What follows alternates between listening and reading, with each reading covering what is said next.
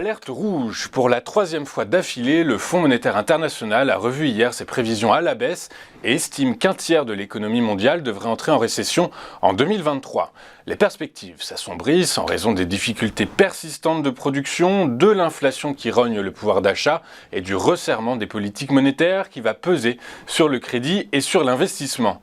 Le FMI a donc de nouveau abaissé sa prévision de croissance mondiale pour l'année 2023, cette fois à 2,7%, c'est 0,2 points de moins que la précédente révision au mois de juillet dernier.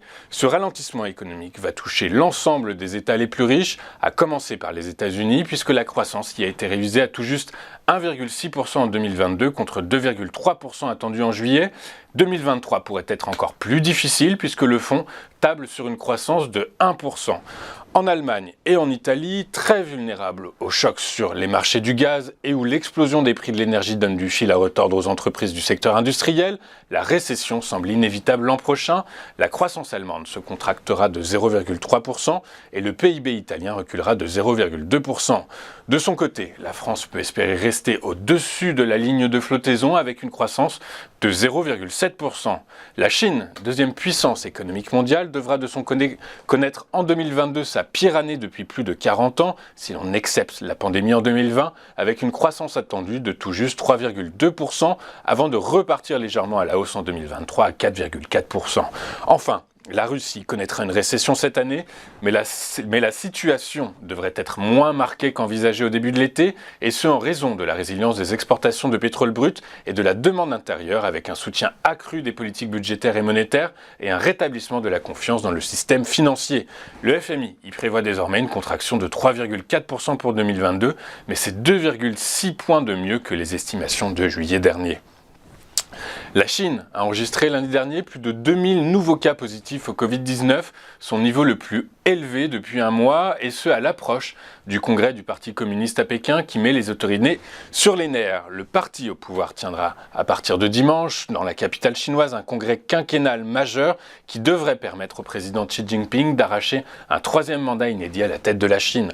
À l'approche de ce rendez-vous politiquement sensible, les autorités locales durcissent les restrictions sanitaires aux quatre coins du pays pour éviter tout impair. À Shanghai, plusieurs dizaines de milliers d'habitants sont ainsi confinés depuis lundi. Plusieurs autres quartiers de la capitale économique de la Chine avaient été brutalement confinés durant le week-end après la découverte vendredi de 23 cas positifs.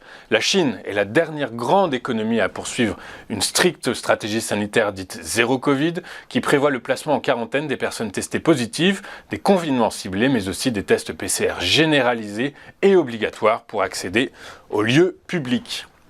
En France, le gouvernement a annoncé hier la réquisition d'une partie des personnels pour le déblocage des dépôts de carburant du groupe ExxonMobil. Malgré un accord salarial conclu lundi sur une revalorisation des salaires, les syndicats majoritaires au sein des deux raffineries françaises du groupe, la CGT et FO, ont reconduit le mouvement de grève lancé le 21 septembre dernier. Je suis étonné que Madame Borne ait choisi d'annoncer quelque chose d'illégal, a réagi sur France Info Emmanuel Lépine, secrétaire général de la Fédération professionnelle de pétrole de la CGT, qui représente des stations Esso et Total. Normalement, elle et le président de la République sont les garants de l'état de droit, a-t-il ajouté. Cette mesure, aussi rare que radicale, a déjà été appliquée en France en 2010 pour les mêmes salariés des raffineries, mais le tribunal administratif de Meaux avait estimé à l'époque que cela portait une atteinte grave et manifestement illégale au droit de grève. Enfin, nous avons appris ce matin que malgré cette menace de réquisition du personnel gréviste pour débloquer les dépôts de carburant brandis par le gouvernement, la grève a été reconduite chez ExxonMobil à Port-Jérôme-sur-Seine aux premières heures du jour. Avant de poursuivre notre émission, regardons ce qui s'est passé sur les principales places boursières de la planète hier. Les bourses européennes ont terminé en baisse dans un environnement de crainte face à l'affaiblissement, à l'abaissement des perspectives économiques mondiales par le FMI, à l'intensification des combats en Ukraine et à de nouvelles restrictions sanitaires en Chine.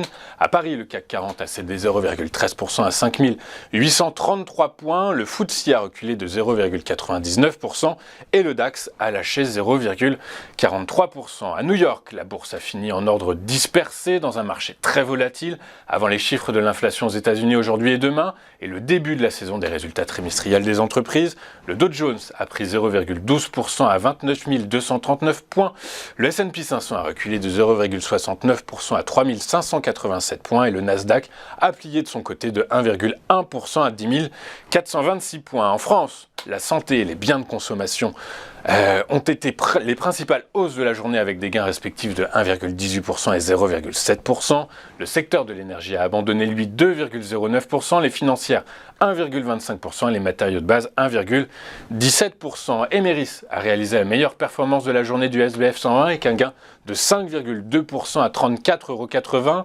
Odo BHF a en effet réaffirmé son opinion sur performance avec un objectif de cours porté de 45 à 55 €, alors que le groupe devrait dévoiler son potentiel de lithium dans sa mine de Beauvoir lors de sa journée investisseur du 7 novembre prochain. Le titre du groupe Solvay a quant à lui décroché de 5,4% à 82,76 € suite à la déception des investisseurs après la publication des résultats du géant suisse Givaudan, dont l'action a dévissé de près de 7% à la bourse de Zurich. Les cours du pétrole ont connu une seconde séance de baisse hier, minée par de nouveaux confinements sanitaires en Chine et des prévisions économiques mondiales révisées en baisse, faisant redouter un essoufflement de la demande.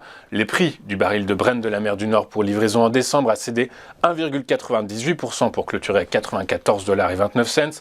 Le baril de WTI avec échéance en novembre a lui lâché 1,95% à 89,35 $.